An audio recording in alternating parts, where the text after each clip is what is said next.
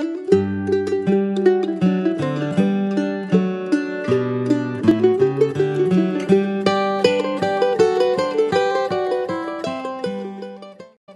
I'm going to do next is talk about our steak and get cooking our steak. Start the show. So this is their product here. Alright, Brendan was telling me about this. So this is the Porterhouse steak. Can we get a shot of that there? Hopefully you can see that there maybe in the light. Is that okay? Happy with that?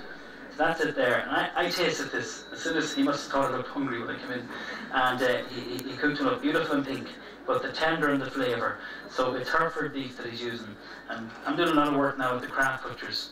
And I think that, there's so many good, we really are so lucky. We have so many great butchers in Ireland.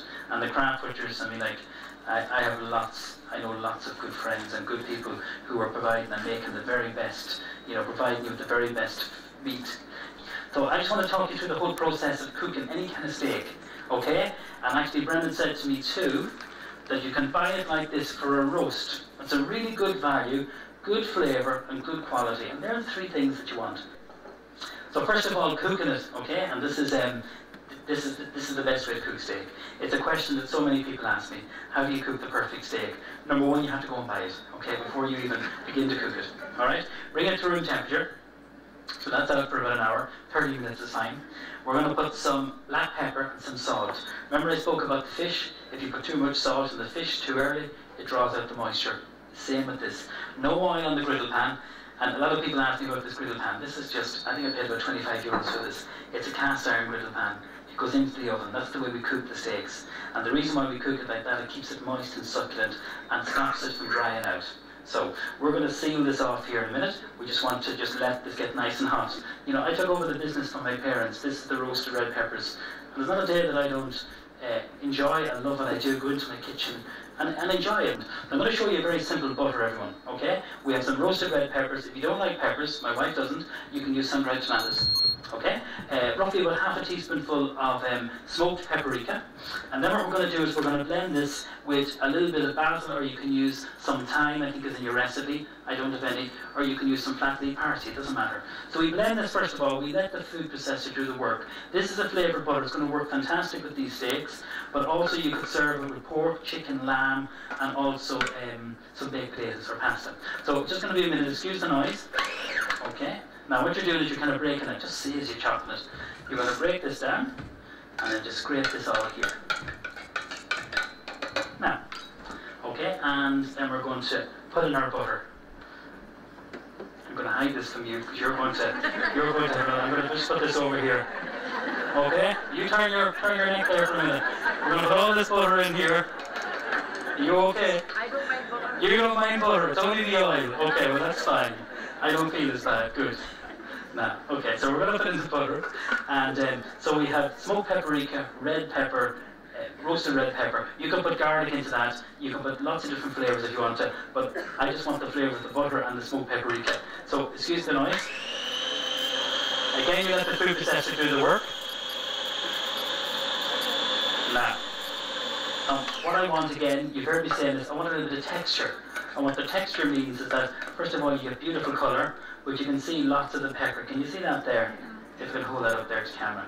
That's just delicious. So this is absolutely gorgeous. I'm going to show you, first of all, how you keep this, okay? And I just need to get cling film, which I hope is here.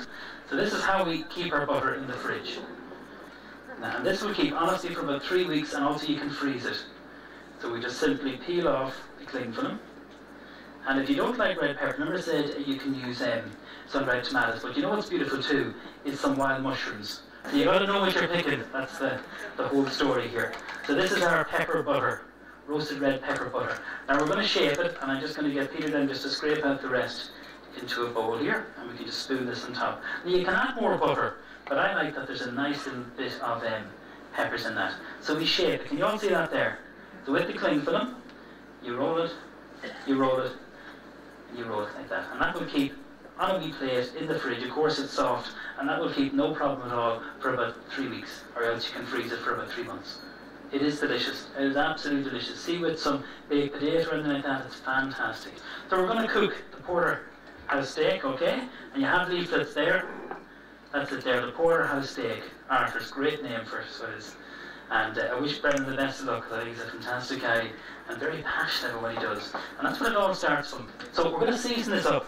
So salt, black pepper, lots of pepper. So plenty of black pepper in this. I couldn't get over how tender this was, and they're going to be cooking some. So please go and sample it. I'm sure you won't need your shall we say, your arm to be twisted. But now we're not going to put oil on the griddle pan. We're going to put oil on our steak. So just a little drizzle of the oil there. And we're going to cook this for roughly about 1 or 2 minutes either side. And then what we're going to do is we're going to pop it into the oven. Now, why do we cook steak in the oven? We cook it because it stops it from drying out and keeps it really nice and moist and succulent. This is the way we cook steak in the restaurant. And you cook, and I'm going to show you how you test when the steak is cooked. So look at the pan, it's nice and hot. Okay? So no need for oil on the pan, okay? Some salt and some black pepper. And a little drizzle of oil in this. So just a small wee drizzle of oil. Now, so we're going to seal it on for 2 minutes, turn it over, and then into the oven. The oven's at 200, everyone, so it's a really good hot oven, so it is, because we want to cook it, that it's succulent. We're going to cook it pink. Now, if you all do this with your thumb and your index finger, please do this, everyone, okay? Have a bit of fun here. Now, press underneath your thumb. See how soft that is. So that's rare, okay? Move up to your next finger here. That is medium.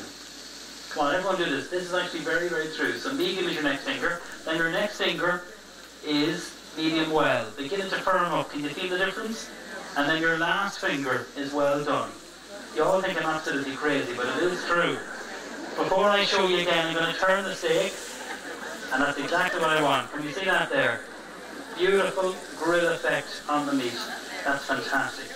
So we'll just go through that again. I saw a few of you pressing your elbow. Don't be doing that. Okay, so let's go. Joe, you watching now, come on. You know this in your trick. So we have rare. This is rare, okay? Nice and soft. Next finger is medium. Still nice and soft, but not as soft as the first finger. Your next finger is medium well. Feel the way it begins to firm up a little bit. And your last finger is well done. And if you want it very well done, you're doing a stretching or something like that. If you want it very well done, you have to go another finger. I can't help you with that at all. Okay, so this will be still blue in the centre, which means it's cold and raw. So what I'm going to do, everyone, okay, we're going to switch this off, and we're going to move the whole pan into the oven. And we're going to cook that for about 4 minutes. I think 4 minutes will be enough, because it's not a huge thick piece of meat. It's a perfect size piece of meat. And we're going to give that about maybe 4 minutes until it's slightly pink. Don't cover it in the oven, okay? You don't cover it. And what you do then is you simply cook it to whatever way you like it. So say like if someone orders a medium or well done steak in the restaurant, we'll cook it medium well, we'll finish it in stock, because it will dry out no matter what cut of meat. If you cook a well done steak, it does dry out. So I'd recommend you cook that medium or pink. And just get used to it, you know, or medium well. I know some people, I can see your reaction, some people, you know, don't like the sight of any blood. You know, so you have to respect that. When you ask for a steak medium in France, it's rare usually.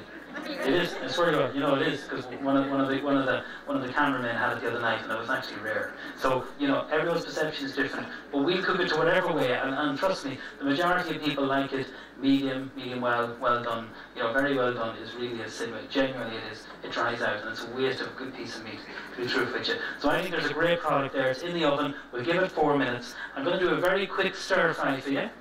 Okay, just to serve with this, I'm going to get all my ingredients. Okay, we have some ginger here, and this is a really good tip. You know, you buy ginger and you leave it in the fridge and you forget about it. You say, God, it's old, I forgot about it. So what I recommend you do is buy some root ginger, peel it, wrap it in cling film and freeze it, and take it out of the freezer. Honestly, and it's absolutely perfect. It will keep no problem at all. So wrap it in cling film. And also, what I'm going to do, everyone, I'm going to switch the oven off.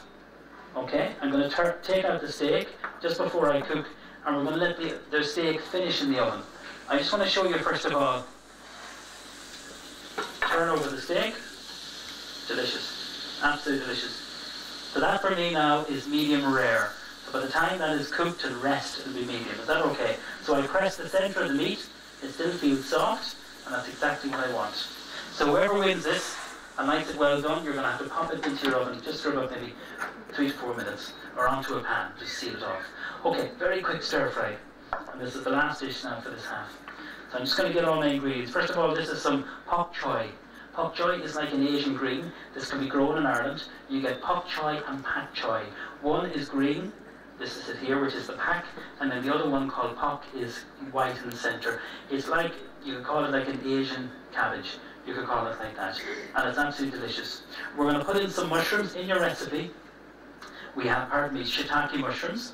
But I'm just using the breakfast mushrooms I couldn't. And of course in Monaghan, there's no shortage of mushrooms in Monaghan, is there?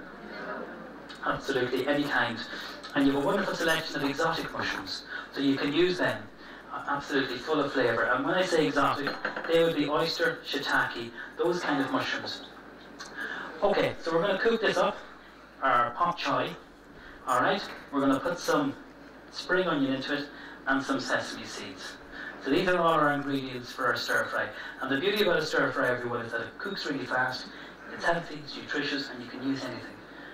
It's not meant to be a dumping ground, does that make sense? But you can use anything, like if you've leftover cooked chicken, you can use that, absolutely delicious. Okay, we're happy enough, we're going to cook this up. We're going to put in some sweet chilli sauce. In the recipe I have a fresh chilli.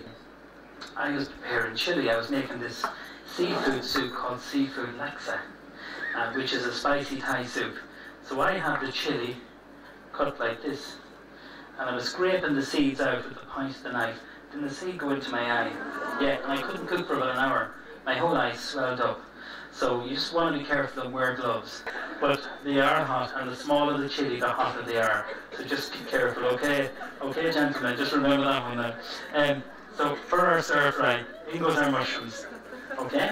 So we have our mushrooms. These are the field mushrooms, some spring onions, which are cut at an angle.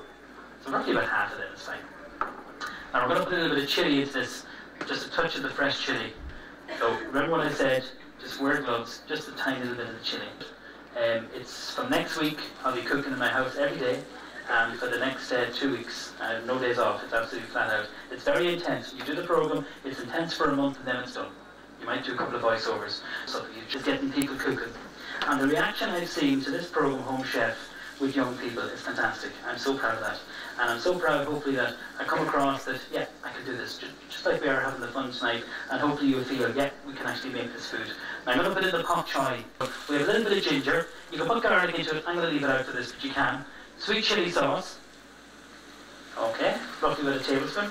I have already chilli in there, so I don't want the mouth to be burnt up yet. It's the Thai Gold light soya sauce, which is low in salt. Soya sauce can be absolutely full of salt.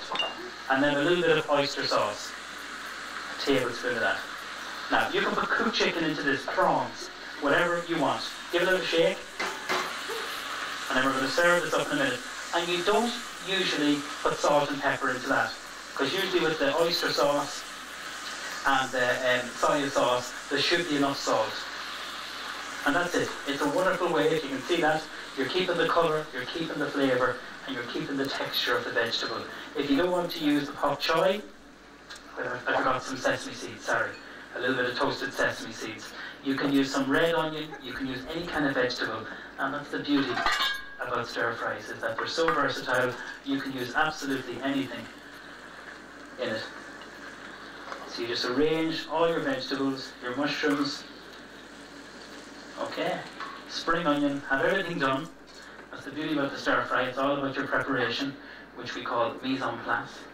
And then, this is the star of the show, it's the Porterhouse, the artist Porterhouse steak here, which we're going to lift off. Okay, lift it off, it's nice and pink. I'm going to serve 2 pieces of this, and I tasted this, and they're doing tastings during the interval. And then just some of the butter, which is here. And this is the red pepper butter, can you remember? It's nice and pink now.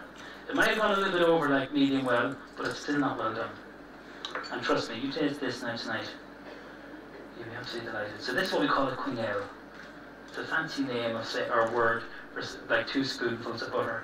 2 spoons, shaping it. But when it goes onto the steak, it's going to melt. And there you have it. That's the very simple, the beautiful Porterhouse Monaghan steak, red pepper butter, and the pak choy stir fry.